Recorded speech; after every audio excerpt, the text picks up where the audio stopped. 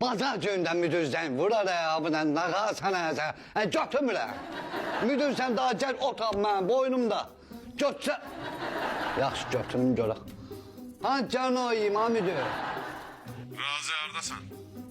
Şöyle bazar günü harda olacağım öydə ha müdür. Bilirəm, bugün bazar gündür. Mahir də yoxdur deyən, sən mütləq işə gəlməlisən. Mən çıxıram, işim var. Gəlmə, siz deyəndən sonra mən kiməm ki, qaçacağım. Amma indi bir balaca əmmansı var da. Nə əmması var? Nə qədər vaxt çatarsan? Daha indi bu probka zad var da indi biraz bir şey yubanacağım. Nə qədər yubanacaqsan? Ne kadar deyəndə ki, ay müdür, birinci güne Allah koysa çataram canım. Yox, keçəcəksən əmdə, deyərsən. Sen ola bunu deyim, minnete bak ha. Bazar günde işe çağırırlar elə bir mağa. Firon da işləmirəm. 20 saatdə işləmirəm. Əslində nəyə görə işləyim ki, Allah Ölüxanın canını sağ eləsin də, Ölüxan var, mən işləmirəm. Bazar günündə iş olar qoy yataq da. Müdür çıxıb da.